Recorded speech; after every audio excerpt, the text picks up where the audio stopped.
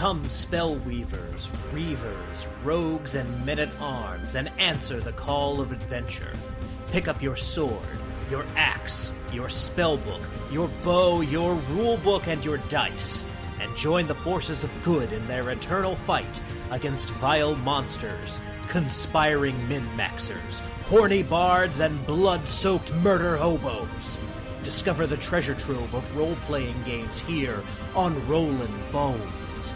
My name is Ryan Howard, and I shall be your guide.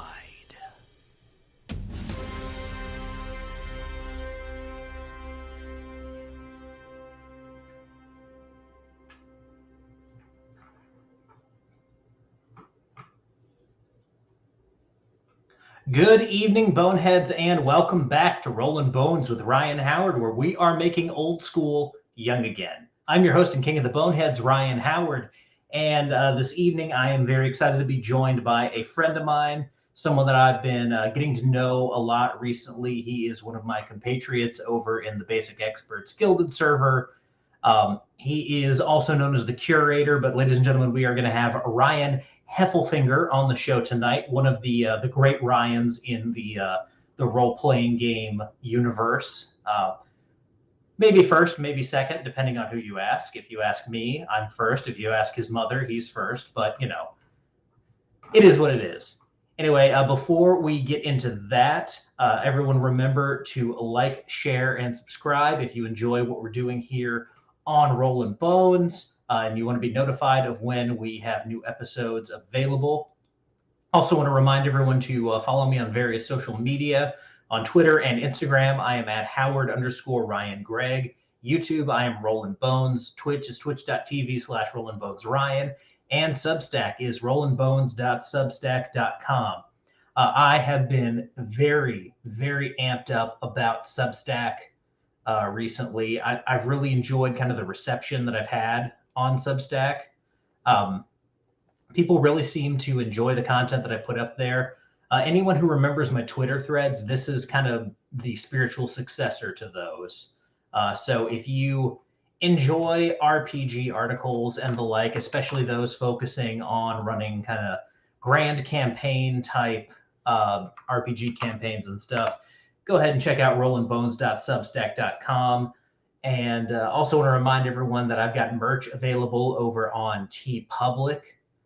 So you can buy some great designs like I Just Want to Grill and Game, Bonehead, t-shirt, sweatshirt, and the Rollin Bones logo. Those are the designs that I have right now. I've retired the RP Gorillas shirt. I don't know, I just wasn't feeling it anymore. But we will have new designs available at some point as soon as I create them. So stay tuned for that. And if you want to buy any of the t-shirts that you see right there, you can go to the link that I just posted in the chat. And for those of you who are watching after the fact on YouTube, you can find links to everything in the pinned comment below this video. And you will also be able to find links to our esteemed guests' content there as well. So with all of my shilling and my nonsense out of the way, let's go ahead and bring on the man of the hour, the man of the power, one of the great Ryans in the RPG world. Ladies and gentlemen, the Curator, a.k.a. Ryan Heffelfinger. Welcome to Rollin Bones. Hey, Ryan. Hey, chat. I'm glad to be here. Thanks for having me. Absolutely. Absolutely. I've been looking forward to this. You and I have a lot in common. We have very similar stories, and I feel like we have a lot to talk about here on the show. Thank you. Yeah, I can't wait to get started, man. Cool. So let's begin at the beginning here. Start the same place that I start with every single guest that comes on here. How did you get into role-playing games? Well, I got into role-playing games through a high school club back in 2016. They were playing 5e, and I thought it was pretty cool. Went home, like researching it and making character sheets and all that. And my parents and I had a disagreement over the satanic nature of Dungeons and Dragons, and I was basically barred from it until I moved out of my parents' house. But during that time, I'd like sneak live shows, like actual plays like Critical Role or the Adventure Zone, or City on a Hill, which is a Christian-based one. Interesting. And then I'd also download PDFs that Ben Melton of Questing Beast would review. I grabbed Red and Pleasant Land, Yoon Suin, Gardens of Yin, Knave. I didn't read them like thoroughly, like super detailed, like the Brosar says you should. I'm working on that. But yeah, then when I joined the military and finished my basic training, I bought 5e, cracked it open, thought it was a bit too complicated, and ran Knave. Ran a game of Knave with a mixture of it's some game where you're trying to survive the winter for a Christmas break game. We ran that for 12 days for 5 hours a day, and that was a blast. I really enjoyed that. And I kind of just I got really into RPGs and sort of backed off my studies, and that kind of hurt me in the long run. But sorry, you were muted there for a second. What did you say? Where did you lose me? You just talked about the winter game. Okay, yeah, sorry about that. So it's not your fault. It's my fault. It's all right. We ran a game of Knave, and it was a blend of Knave and this game I'm skipping. You know how it is, where you're supposed to survive the winter. And we had set it in Yoon Suin's Mountains of the Moon, and it was super fun. We played for 12 days straight, 5 hours a day, before our little break ended, and we had to head back to like our studies and stuff. But I unfortunately focused a little too much on D&D at the time, just because I was so barred from it as a kid. Yeah. And I kind of fell back on my studies, and that hurt me for a little bit in job prospects and stuff. But because of that, I ended up thinking that D&D was in fact satanic and evil, and that it was the reason I had failed, and it's not because I failed to study properly. And so I threw out a whole bunch of my games and books and stuff, but I would still watch Critical Role and all these other things. So I got home, and I still had the urge to play RPGs, so I started looking into the Christian side of it. Got into games like Dragon Raid and Holy Lands, and I was disappointed when I cracked them open to see that I wouldn't be able to play the type of game that I played when I was in the military. The leveling was just off in them. It didn't really have a lot of tools to help with the DM doing stuff. Especially Dragon Raid.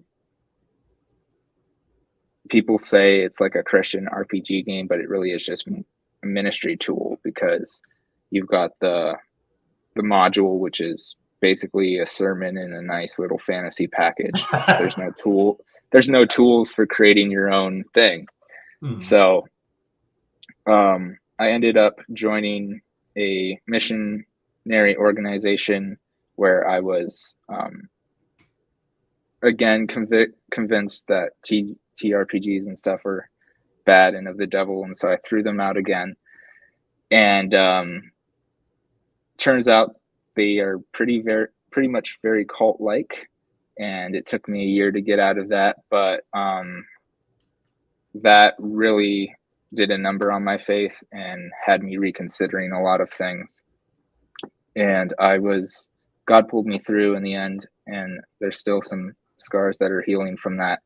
But I started to take a really critical look at why I felt this way and why the people around me felt this way about TTRPGs, and specifically the Satanic Panic and all that. And it just, all their arguments fell flat because it became apparent to me that no one had actually cracked open the rule book. Yeah. Like, Magic Missile is not me over here chanting in Latin or Germanic or some other language. It's, I roll a dice and it tells me if I hit or not. Yeah. That's all it is. So, yeah. From there, I started running 5e again. I became disappointed in how long the combats took, how my players that I had at the table, because it was wonderful that it was in person, but it was all the wrong people to be in person. So they didn't treat me well either. OGL happened. We had a big disagreement on how to address that and ended up going our different ways. I started looking more into the OSR, got into OSR Twitter, had fun with people there.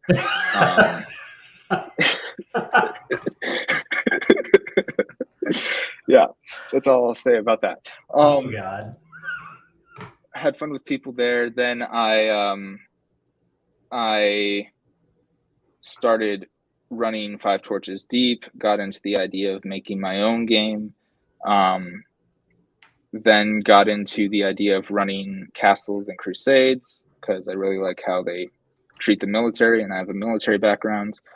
And then Shadow Dark dropped, and I'm like, oh, this would be a great market if I actually wanted to start writing and publishing things. And 5e is popular, and this is like 5e. I should write stuff for this. So that's how I got into writing and drawing stuff for D&D. And then I joined the Gilded server, and the Gilded server, Crossface and McClay and all of them were all like, yeah, Shadow Dark's cool, but this OSE thing, it's cooler. Have you looked at OSE? And they got me into a Basic Legacies Castle Amber game and into the Basic Experts Makahito game, and that's been a blast. And now I'm just looking forward to running my own Yinsu and Bronstein. Nice.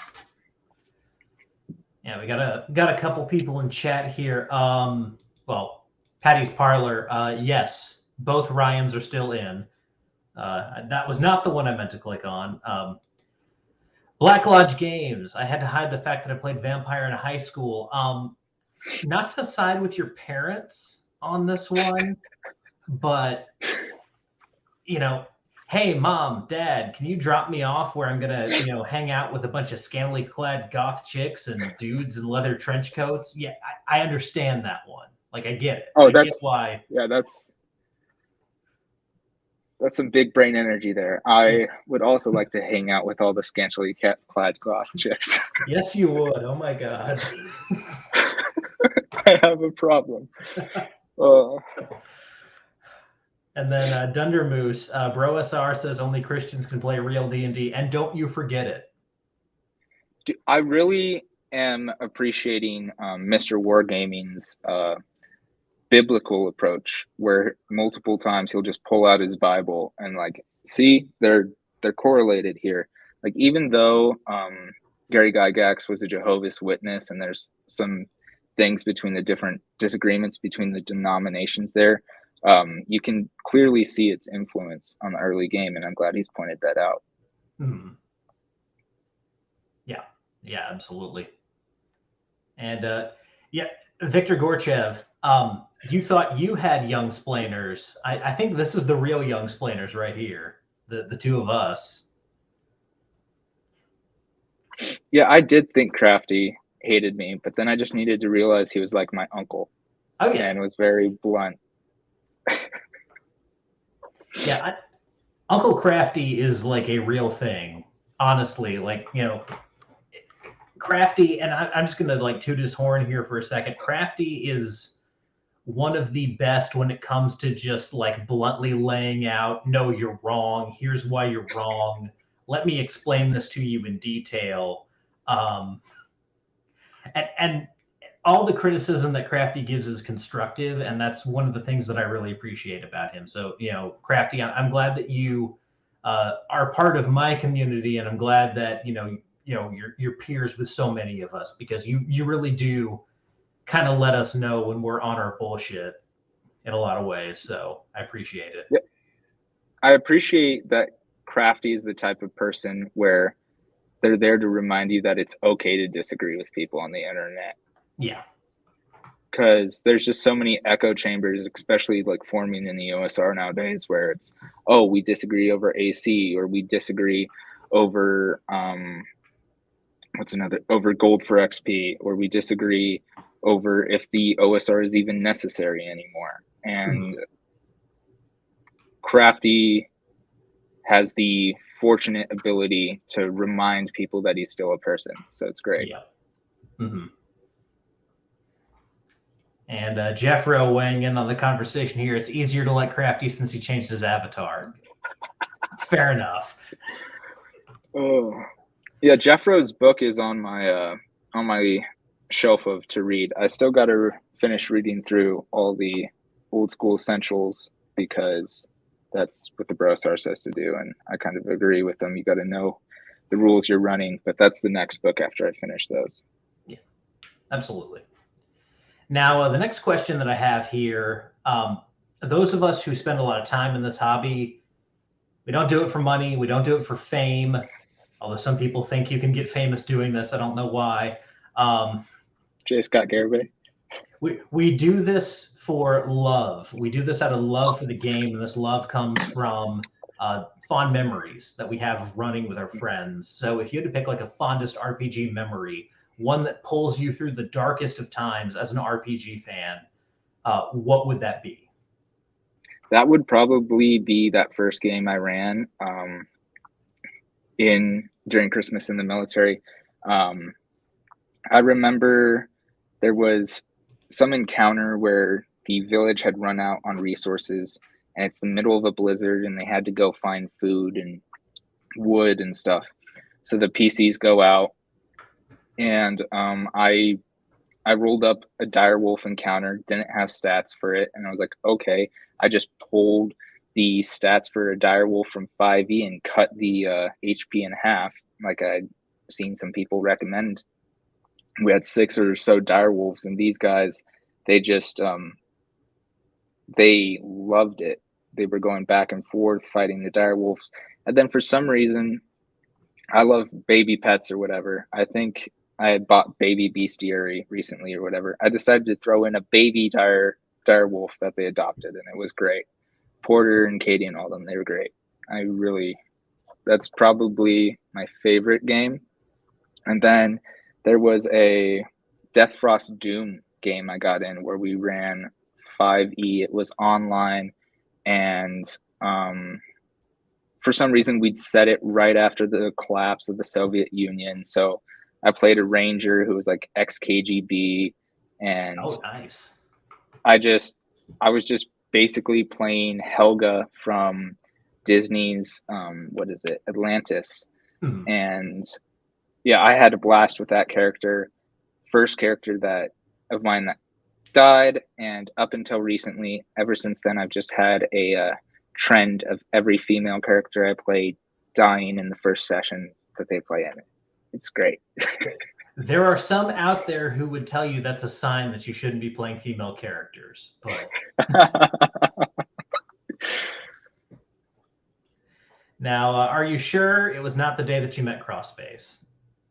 When? I don't remember. Oh, if that my was fondest your memory. memory. You know, now that I think about it, it definitely is. What's or maybe it's today. Sorry. What's funny about this comment is the day that I met Crossface, we argued with each other. Dude, apparently I have no memory of it, but when I went back and was deleting a bunch of my tweets, just trying to get some heat off my back, I was like, wow, me and Crossface and John, the basic expert, we really went at it, and they didn't block me. And I was like, wow, I was totally in the wrong here. Yeah.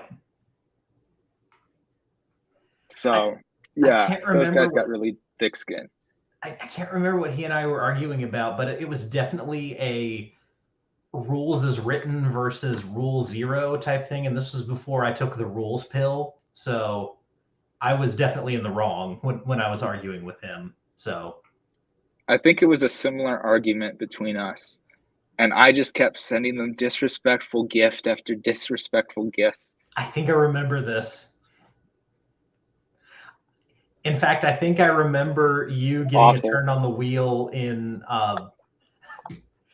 the channel dedicated to that sort of thing. That's fun. I distinctly remember seeing that stuff and being like, "Who is this kid sending us all these gifts?" Yeah, and now I just do it in whatever channel with Jar Jar Binks gifts all day. Yep, absolutely.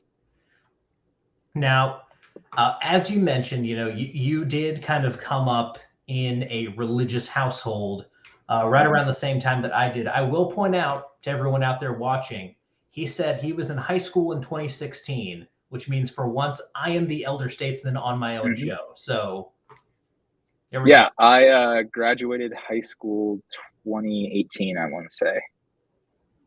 That feels right to me because I joined the military in 2018 and I turned 18 in 2018. I forgot what your question was. I'm sorry. I didn't even ask it yet. But we both kind of grew up in a religious, we had a religious household growing up, and both of us,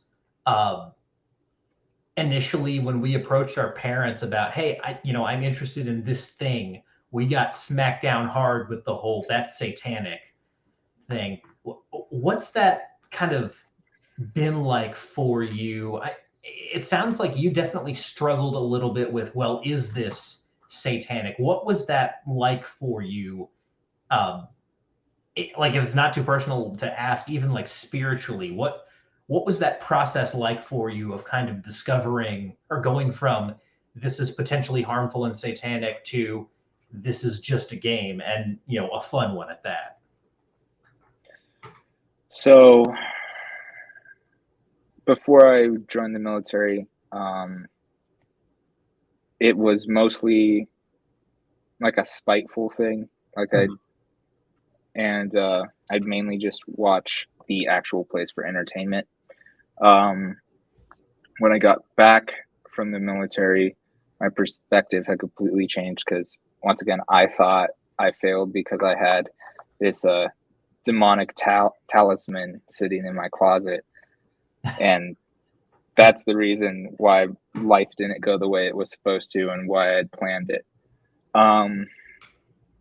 But there was always that part of me that was really drawn to fantasy, especially the part of fantasy that I think tabletop RPGs overlap with, where it's you're inside the fantasy and you're directing it. Mm-hmm. I just found that alluring, and for a while it really felt like something was wrong with me because even after I started to like realize this is a good thing, well, not a good thing, but a benign thing. After I started to realize that tabletop RPGs could be benign, I'd go to Bible studies with friends at the church I was going to at the time, and I wouldn't know how to talk about tabletop RPGs with people. Now, that could partly be because most of my social development came from while I was in the military, since I was jumping around from school to school as a kid because I was not a good kid. I was getting suspended and stuff a lot.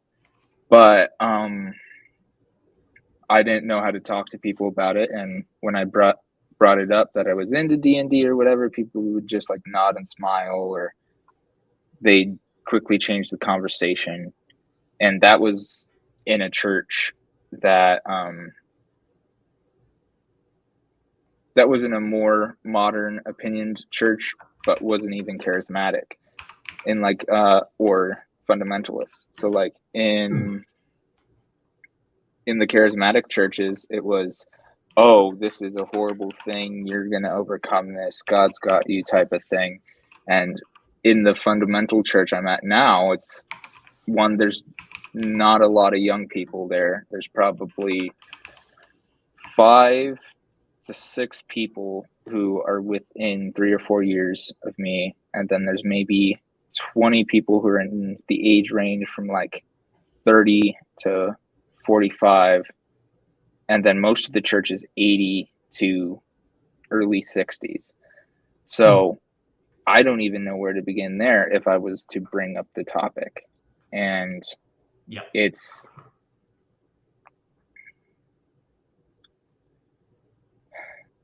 there. I feel like there's a word for it, but it's almost as if I'm living a double life, but not really. Like, for a while I tried to hide it from people in the church, and then I came to the realization that if you're hiding anything, then it's probably becoming an idol, or it's just generally not good to hide things from people who are supposed to be in the same spiritual body as you. So it's not like I hide it now. It's more, I don't know how to discuss things in a way with individuals who aren't aware of it or have old ideas about it. It's a difficult process. Yeah, it definitely is. I mean, Hejufos Acre, I have no idea how to pronounce that name. He mentions like code switching or masking, and I've definitely felt the same way.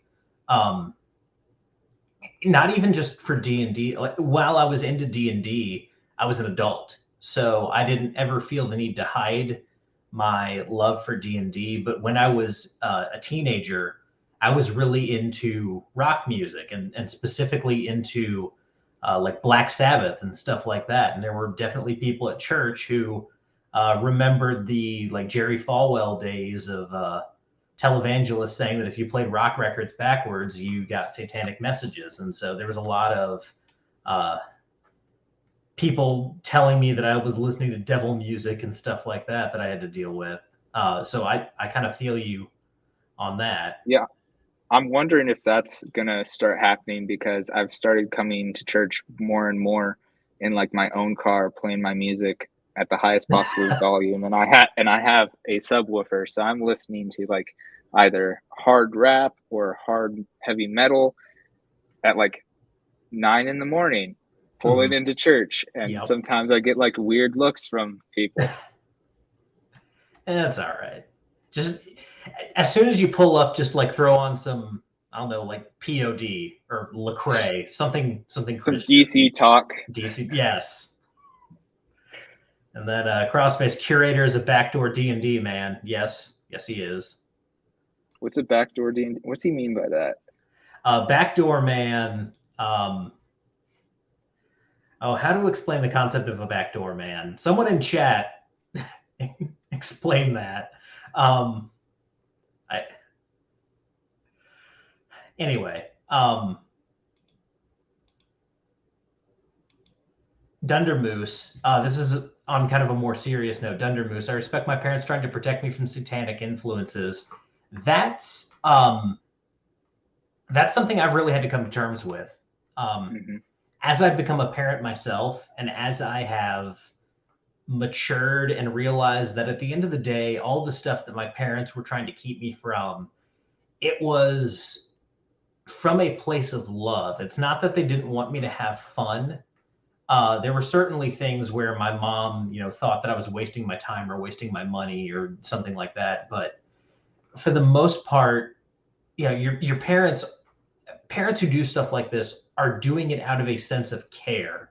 And I wish, now that we're in the like bash the satanic panic moment of the hobby, I wish that more people would take that angle on things. I'd be really interested in kind of a like alternate take on the Mazes and Monsters type movie where it's from the parents' perspective and they see their child kind of begin to act in a different way and have to do.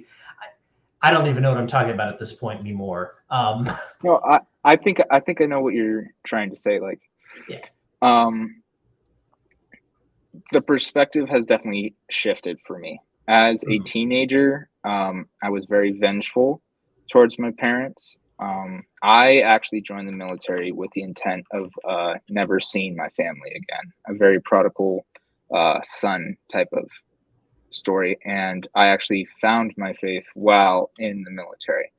So there's a lot of forgiveness and mending of relationship and also growing of our relationship that's happened since then. And yeah, I was an awful kid and they were doing their best. And I probably could have been more gracious with them in the moment. Yeah. There was probably more grace that could have been given to me in the moment, but I don't think I would be the man I am today if it weren't for the efforts of my parents. And I'm thankful for that. And we have an agreement now where I just don't play D&D in the house and everything's amicable. My father specifically doesn't really understand it. My mom has become more passé about it since meeting some pastors that actually have played D&D and play D&D. But it's I think it's similar to doctrinal issues between some denominations where Baptists don't believe in baptizing children and other denominations do, but both groups can work towards a common good. Right. Yeah. And both groups ultimately at the end of the day believe the correct things about Christianity, and that, you know, Jesus Christ is the Son of God and the Savior of sinners. And as someone who gets very kind of militant about his doctrine, I try to get away from stuff like that. So, you know, it Dunder definitely... said. Oh, sorry. Go ahead.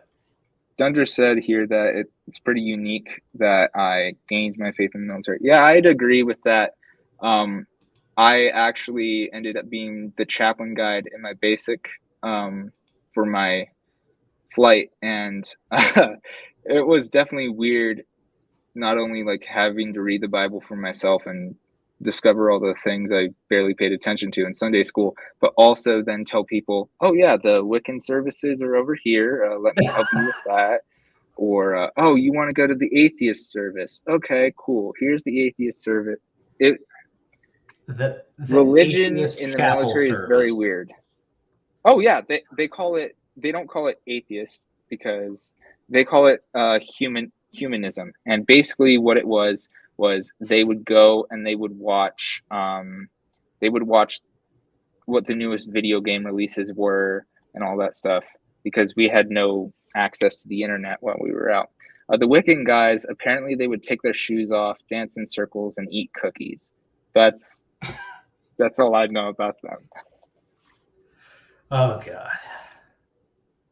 And then Dunder Moose also makes another good point here. Your heart can make anything an idol, and that is something. That is something that a lot of us Christians need to kind of remember. Is even though, yeah, like it's okay to be a Christian gamer, there's still this, you know, possibility that the gaming will overtake what's ultimately supposed to be the center of your life. And you know, that's something that I think all of us who you know, are believers, and I think there's a lot of us here in chat, you know, who are Christians, and I think that is a lesson that all of us need to remember. You know, yes, it's okay to be a Christian gamer, but remember, you are a Christian gamer. Yes, I think it comes down to like not becoming too worldly. Like there becomes a point where is the emphasis on the things of the world, or is the emphasis on trying to be a light in the world? Yeah. Yes, Rule Zero is a false idol. Yes. Yeah. Rule Zero. I think Rule Zero is a Baal. I think Elijah set fire to one at some point. No, it's not his cup of tea. Absolutely. Not your cup of tea. Or cup of coffee. Hey. Have you seen that mud stuff? Which mud stuff? I keep getting these ads for this like coffee replacement where it's a bunch of like crushed up mushrooms. Oh. And it looks like you're drinking actual mud, and I don't see the appeal. Yeah. Yeah, no one. They can have my beans when they pry them from my cold dead hands. Oh. You're not coming for my coffee. That's like, I had a teacher once say that the Irish will save the world because the second someone tries to take their whiskey away from them, it's game over. That's hilarious. And I like that. It's me with coffee. You know, if you try to take my coffee away, I will burn your house down. Nice. And Jeffro, 10 years ago, it didn't feel like there were many Christians in the OSR, but now it seems like tons. I definitely noticed that as well. Here recently, I've run into a lot of Christian gamers, and yeah, I like it. I like to see that. It's something that. Go ahead. Yeah. I actually disagree with Jeffro here. Because I came in from like Nave and what people would call the new SR side of things. Mm-hmm. So like I have a little interest in playing Mothership or games like that, but that side of the hobby, it seems to be void of Christians. Like nobody talks about it, and it's kind of shunned. Whereas the more I've become more and more ingratiated with the various moderate and right-wing circles of the OSR, you see more and more Christians. So I don't know if it's necessarily that there's a lot of Christians in the OSR, or if there's just a lot of conservatively leaning or moderately leaning OSR individuals who also happen to be Christian. Hmm. Yeah, and I think it really does come down to the group that you came in with. New SR, it's a younger crowd. And that's kind of where like you have that splinter group that now calls themselves, I think, the Rainbow OSR and stuff like that. So is that I thought that was a joke. I thought it was That's too, real? But apparently it's a thing. Oh boy. Well, if it gives me street cred, I have been banned from the OSR Discord. Fair enough. I don't know if I have or not. I haven't even attempted to go in there. But the thing with Cal makes a good point here. You do start to run into people at this point who are, trying to move past the politics and religion thing. However, there are still a whole bunch of us that have our convictions and are not interested in hiding them just to kind of fit in with the group. And that's something I really admire about the group that we've kind of fallen in with here. There's a lot of different points of view in Basic Experts Gilded server. There's a lot of different people that we interact with, but we all seem to be cool with each other. And really, like our political and our religious differences don't seem to matter, as long as you're have the right answers on the reaction roll question. Mm-hmm. Mayo or mustard, right? Yeah. Or is it ketchup? It's mayo. It's always mayo. It's Duke's mayo. Don't you forget it. Well, I'm living in Idaho, so the obvious answer is fry sauce. I've never been to Idaho and I've never had fry sauce, so. If you take mustard, hot sauce, no, not mustard, ketchup, hot sauce, and mayo, and like mix it, you get close. Victor Gorchev, reaction roll theology, exactly.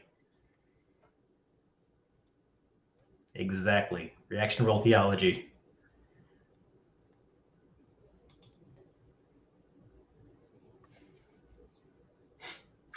That's quite a diverse background there, Dunder Moose. You're Protestant. Your parents are Orthodox. Brothers are Catholic, and Mormons rock. Okay, yeah. And then Chance Dale, Freddy's Fry Sauce is extremely based. And Chance, I do apologize. I owe you a jar of Dukes. I should have brought that to you. I was going to bring it to him in. I was going to bring it to him in Texas, but I forgot. Mm-hmm. Did you go to the North Texas Con? Is that where? Yeah. Okay. And Crossface is asking if we've talked about your game yet. So I can't think of a better transition. Let's actually talk about some of the stuff that you are working on or have worked on. And let's begin here with talking about the Poetriss Trail. Let me go ahead and present that. Got this right here. Absolutely. Yep, and for the edification of those of you watching along at home, it is now on the screen. Yeah, this was a module I made for Shadow Dark. It was actually that first zine that I had briefly mentioned where I was like, oh, I could get into the publishing space of this. Not necessarily to make money, but just be like a part of something. Yeah. Really. So yeah, I was taking a graphic design class at the time, and we had to make a magazine. And I'm like, okay, I'll make a Dungeons and Dragons magazine or module or whatever. And so Yunsun's my favorite setting of all time, and I decided to set it in there. And I basically got this weird fun house of all the different Yunsun regions while you're trying to hunt down a bird. Now, for ignorant people like me who don't know what Yunsun is, can you very briefly explain the setting? Yes, Yunsun is a setting. I think it was starting to be made back in 2016 by David McGrogan. He's a Brit dude, and the way he describes it is it's supposed to be medieval India, parts of southern China, Nepal, Tibet, sort of a hodgepodge of all that, viewed through the lens of stories coming back from the Silk Road to Europeans and what they thought that region must look like. So it's a Near Eastern, what's the word for it? It's basically a Near Eastern / Indian setting. Like Curator, I think, is the AD&D setting for China, and so Yunsun would be the AD&D equivalent of that for northern India and Nepal in that region. Gotcha.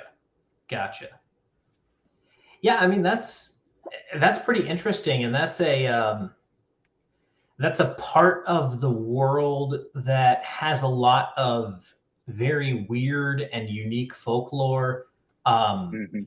There's lots of cool stuff to like see around there. Obviously, you've got the Himalayas that kind of cover that entire region.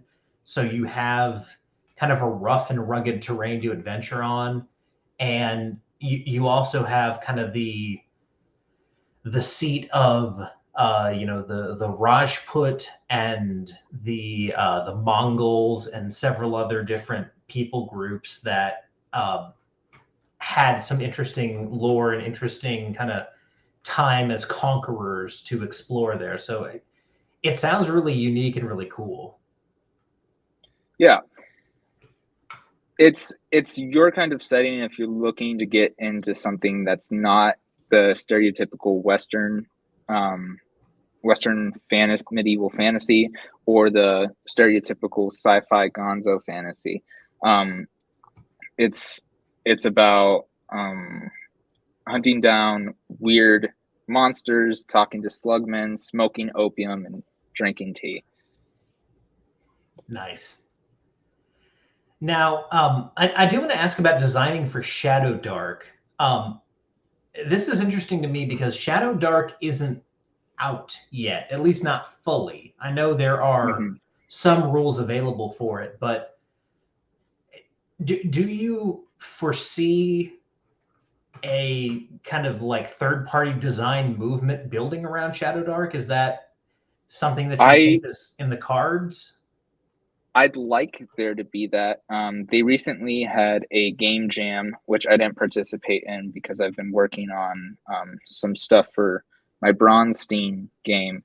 Mm-hmm. But they had a game jam recently where people could submit modules, classes, rule supplements like that. It was mainly modules. I'm trying to remember who, but someone in the guild had actually participated, and I think it was Lord Mattias. No, I think it was Mateus. They wrote a module and participated, and it was around 119 entries. So there's definitely a bunch of people interested in a Shadow Dark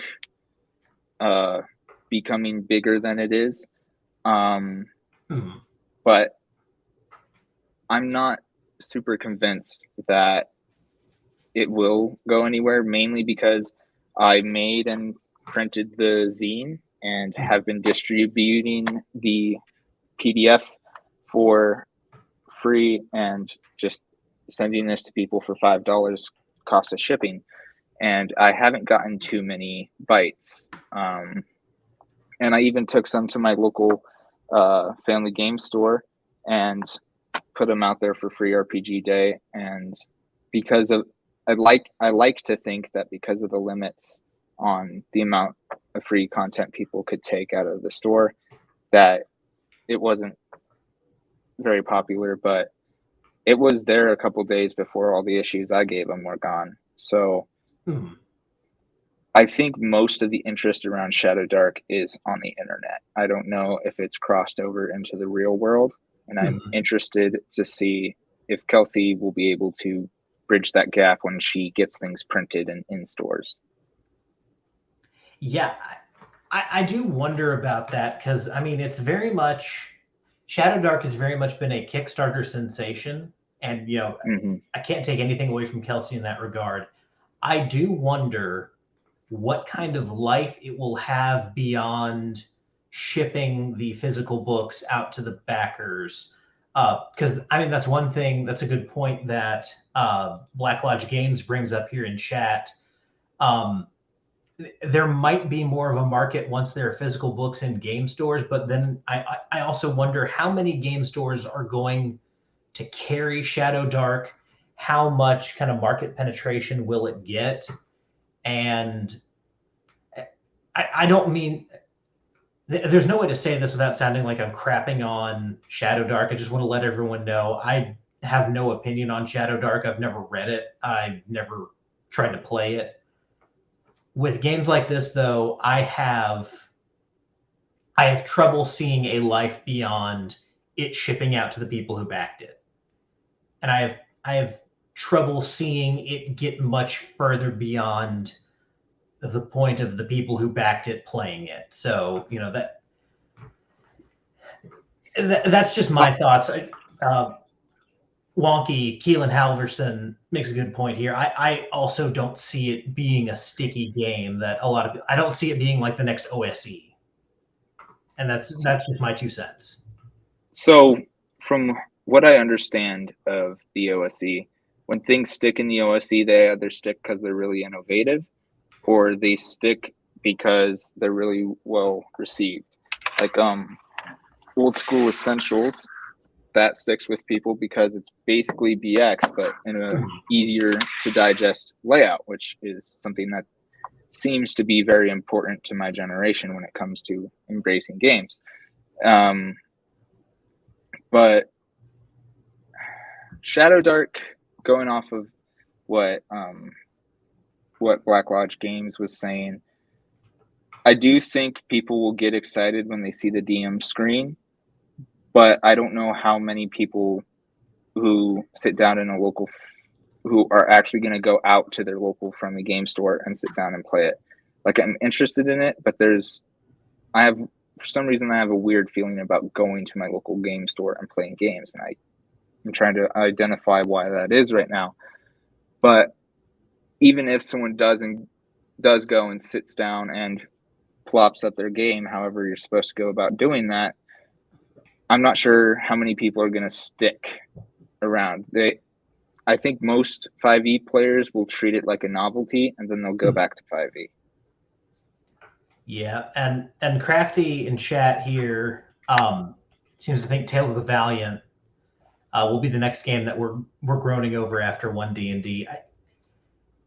Yeah, that might be the case. I don't have a lot of optimism for Tales of the Valiant, and I don't think many people do. We'll see. To interject, sorry, I think it was Matt Berenger who made the supplement I was talking about for that jam. Mm-hmm. Sorry about that. Gotcha. And speaking of Matt Berenger, happy birthday, Matt. Yeah, happy birthday, dude. What are you, 180 now? Oh, be nice. Be nice. We have a policy on here about not making fun of people's ages. Otherwise, I wouldn't have any guests. Yeah, not bad. It's all good. It's all good. Anyway, yeah, Critical Role has something called Daggerheart, I believe. Yeah, they're releasing their own rule set, and I think that'll get a little bit of attention from their fans. I am starting to wonder how much longer Critical Role has in the tank. Yeah. I own a Critical Role Foundation hat. I've watched Critical Role for years, haven't completed a season though. But I've enjoyed Critical Role for a long time. But as I've aged in my gaming understanding, it's just become more and more apparent to me that it's scripted, and not scripted in the way that is line by line, but more plot beat by plot beat. And they recently had an episode that completely turned me off from Critical Role because it was just Matt sitting there for 4 hours, and the players made I think 5 rolls total, and he was just narrating his planned thing that took all their previous characters and pretty much pulverized them. And it's we'd rather you pulverize your entire game if you're going to do this.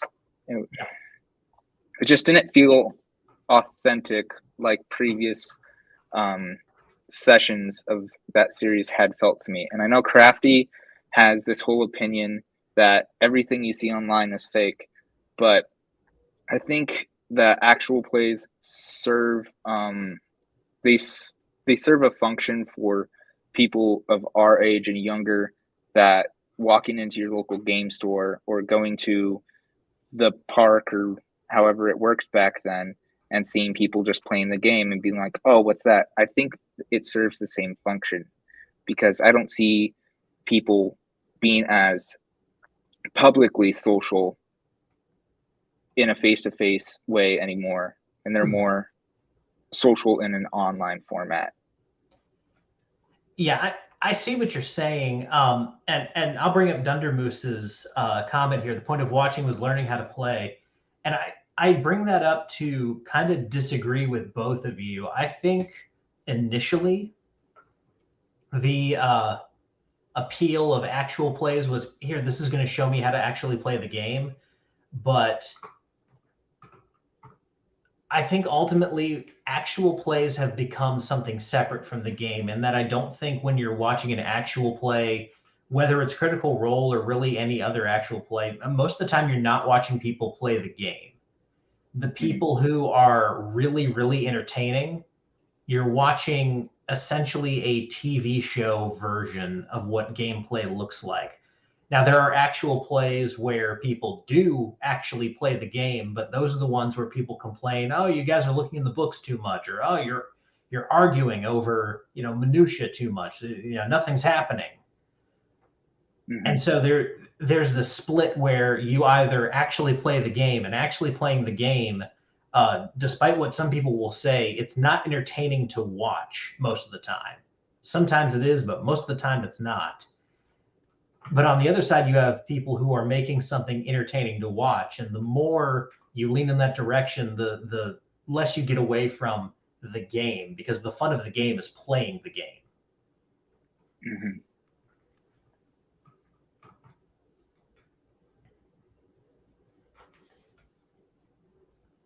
And Iron Man, I'm very glad that people enjoy watching it. I mean, like I've been a cast member on actual plays before, and you know, I've had that same feeling of I feel like this is boring to watch, but you know, sometimes it can be fun.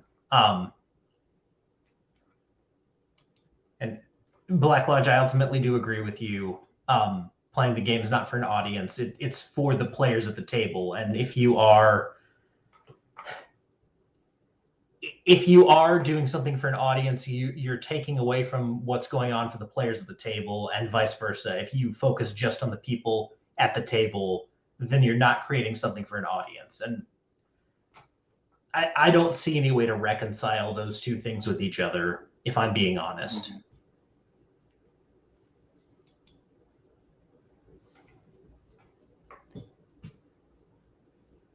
So moving on from there, unless you have anything to add to that, moving on from there, I do want to talk a little bit about the Bronstein supplement that you've put out here. This locales, NPCs, and social groups around the Yellow City.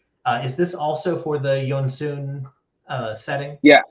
The Yellow City is like the biggest metropolitan area in Yunsun, and it's ruled over by slugmen who are pretty much drug lords. So I've always wanted to run a game set around there, and this is my best effort to organize all the ideas I've had about it. I've gone back and forth on if I want to be as raw as I possibly can, or if I want to homebrew things and pull things in from here and there. And for now, I've ultimately decided to lean as reasonably close to raw as I can.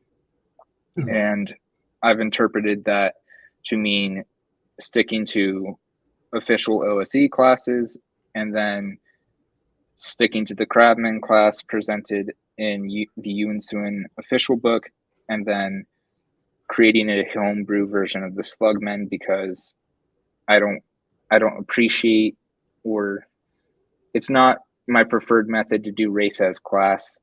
Not race, I mean to do race plus class. I prefer race as class, and the way they're presented in the Yunsun official book is they are race plus class, and they can only play as holy men or wizards. So I did my best to kind of merge those two classes. Mm-hmm. I love your level titles here. Yeah, that actually came from Shadow Dark. That's a slight Shadow Dark influence right there, because I really appreciate how they laid out their titles. OSE has titles, but I don't think they're effectively organized, and I don't understand how I'm supposed to use them. Right. Yeah, I like OSE, but there's something about the way they do level titles where it felt like they included them out of obligation. Right. And the thing, like, I think a lot of people don't realize this, and I wish more games did level titles, but the order of your level titles in AD&D actually had some significance to it. Again, the title was where it was for a reason. Like, you know, when Vic kind of started that Balkans crisis over a first level fighter as a veteran, that's the level title. That's what you are when you've gained one level as a fighter. You are a veteran. And you know, once you get up to superhero, that term, it's kind of funny to those of us today who, you know, see superhero and think, what do I have, tights and a cape now? That is a word that meant something in wargaming. It was a unit that had specific abilities in wargaming, and so that's why that level title is there. And so when you see people try to replicate that without kind of understanding the significance, you get some of the stuff like you were talking about in kind of original out of the box OSE with the level titles. Mm-hmm. Yeah. So with the game I'm planning to run, it's constantly changed over. I'd say I've been trying to put this together for a year. It's changed from, oh, I'm going to make a supplement that people can buy long Yinsuin to, oh, I'm just trying to make a supplement that is for myself that I can make as professional looking to, this is a lot of work. What are ways that I can take this work off myself? And that's kind of how I came across the BroSR, and I really appreciated their ideas about patrons. Mm-hmm. And so a big portion of this specific PDF turned from, oh, I'm going to define every single NPC that's here or every single faction to, here's some ideas I have about the factions, which is like page 23 through page 25 is where I'm talking about. But here's some ideas I have about the factions. You want to run a faction? Here, take this, do whatever you can and will with it. And I really am excited to see where that goes. I recently put together a Discord server that I'm hoping to use for the Bronstein game, and I'm hoping to either run my first session on the 30th or the 2nd. But yeah, I understand different people's hesitancy with giving up the control. Mm-hmm. Part of me is like, no, I want things to go this certain way, and I have this certain idea about this. But Jeff Rowe and Crossface and John, they make an excellent point. Mainly John, I hear him say this the most, is the DM should be as pleasantly surprised or as horrified as the players, that they should be having the same amount of fun and the same type as fun as the players. Mm-hmm. And looking at things from that perspective has really shifted my ideas of, oh, I'm telling a story, I'm doing this too, I'm experiencing a story with the players and all this. Yeah. Now, is this Discord server like for public broadcast? Like you want as many people as possible to join? Oh yeah, it's gonna be open table. As long as you don't cause issues, you can join and leave whenever you want. I plan on running. I'm thinking of running 1 to 2 sessions a week regularly, and I've heard that BroSR will have random sessions just pop out of nowhere, so we'll see where that goes. But I'm planning on running a session on Sunday. My time probably no later than going past 10 my time, so probably 6 to 10, and then maybe running one on Wednesday. But I'm not sure if I want to do an in-person game at my local family game store for that one.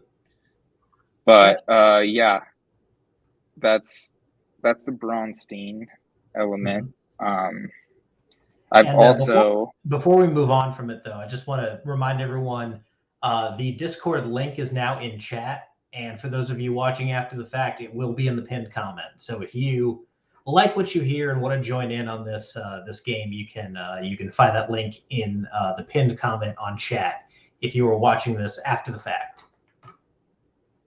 Yeah. One thing I've experimented with in this document and the hex crawling one is encounters.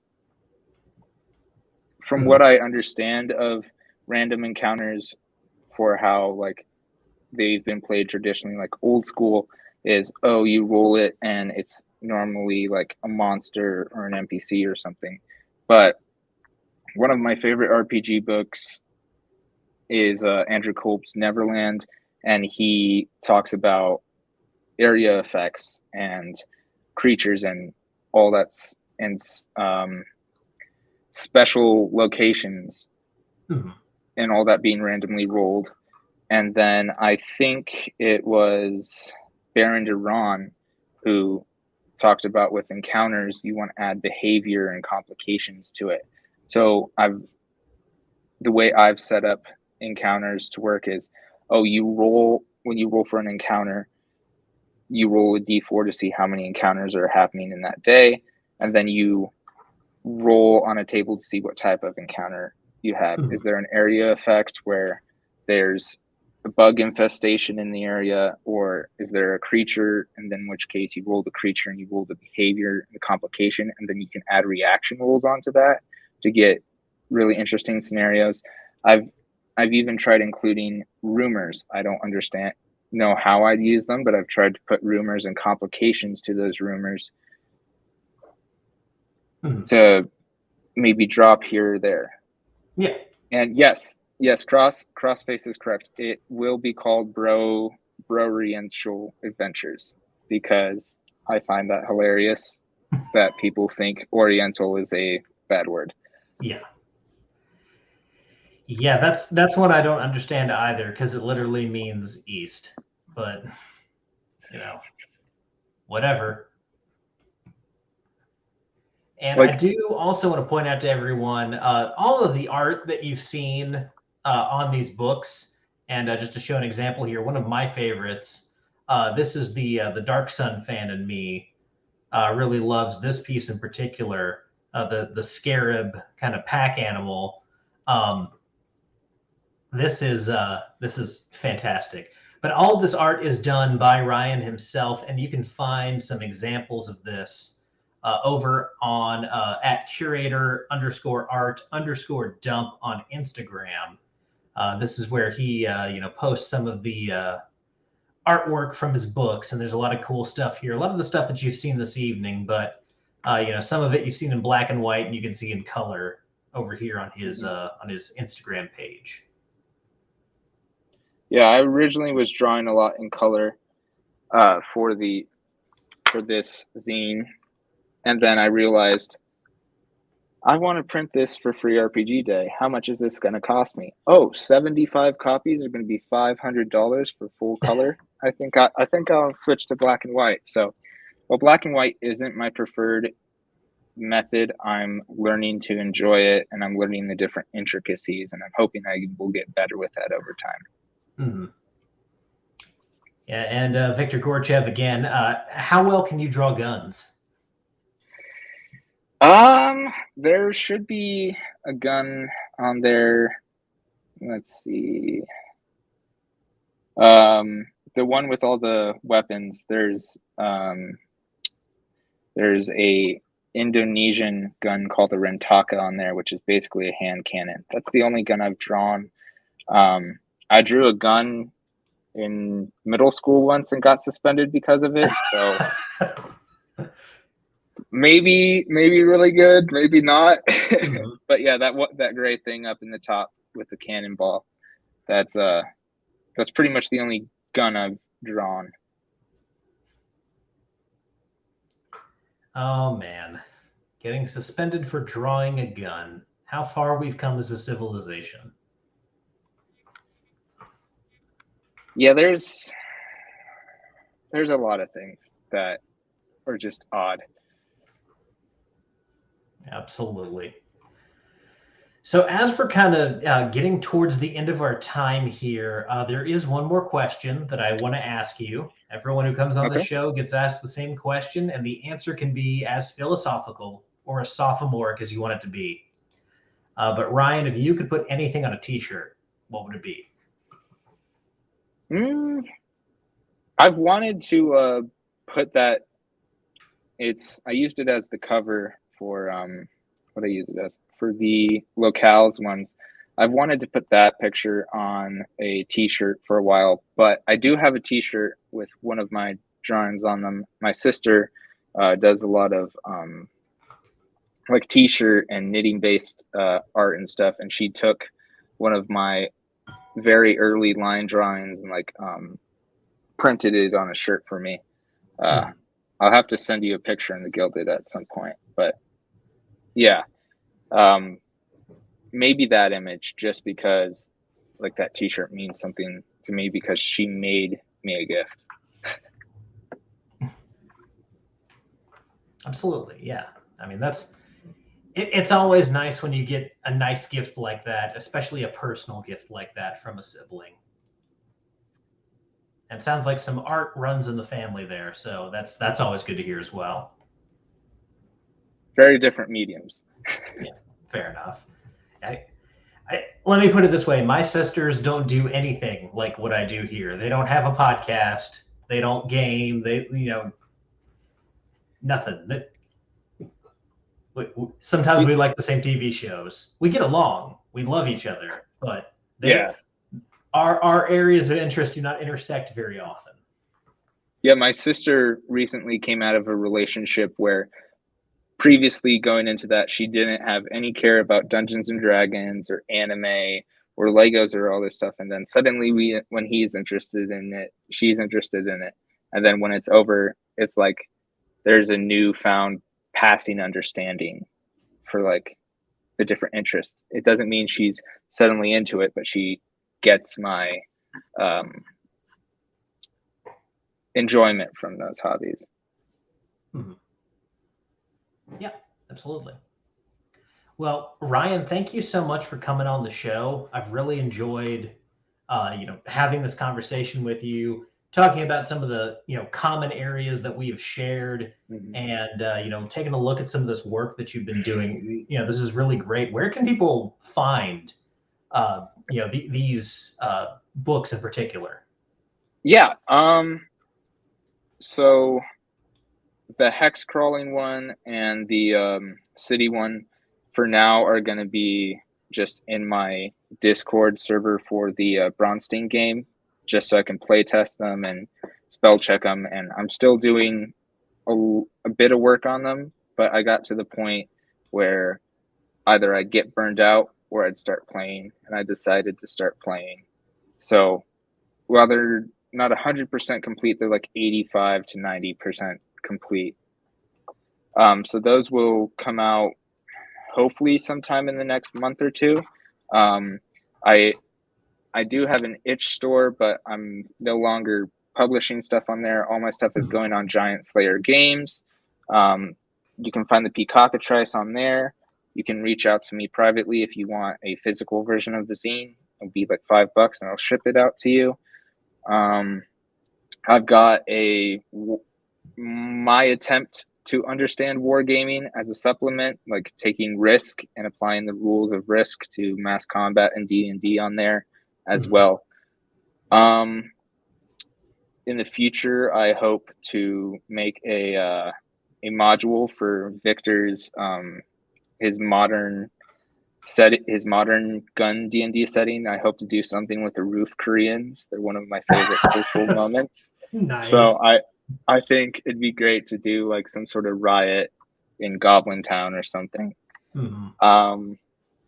You can find art I'm working on my Instagram. You can find my spicy takes on Twitter. Yep. And then my sister, I know a lot of people have like small children. She makes stuffed animals out of crocheting that you can buy from her on her Instagram as well. And I've also put a link to Ryan's Substack here in chat, and there'll be one in the pinned comment. I forgot about that. You do have, it looks like there's a lot of session recaps on here, and then you recently, the article that you posted today about your RPG journey. We talked a lot about that stuff here on the show, but I think you go into kind of more detail in this article, so definitely check that out if you guys haven't. It's the first article over on Ryan's Substack. It's great, and I'm not just saying that because he links to one of my videos in there.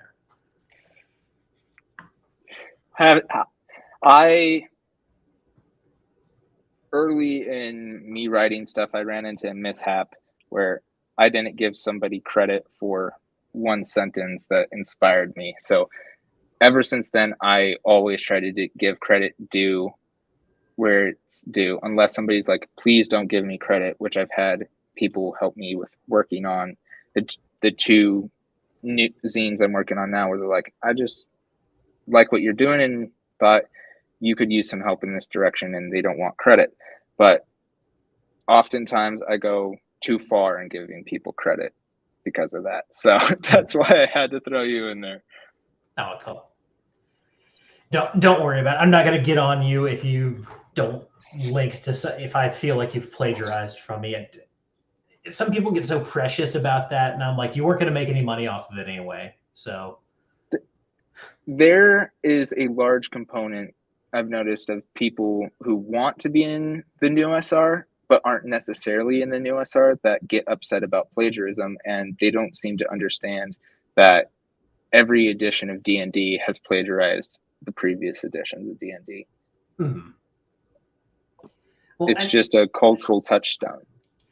And at the same time, there's a lot of cases where it's not even intentional. There's a lot of parallel thinking. There's a lot of, I heard this idea somewhere, I can't remember where, and I'm just going to, put it out here, and then someone wants to, take ownership of it.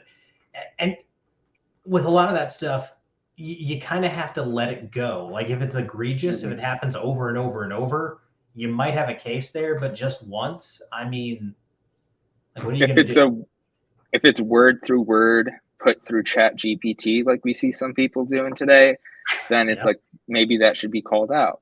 Yeah. But if it's just a convergent evolution, then okay, it's cool that we're both thinking on the same lines. Maybe we should game together. Mm-hmm. Yeah, absolutely. Well, Ryan, thank you so much for coming on the show tonight. This has been a great conversation.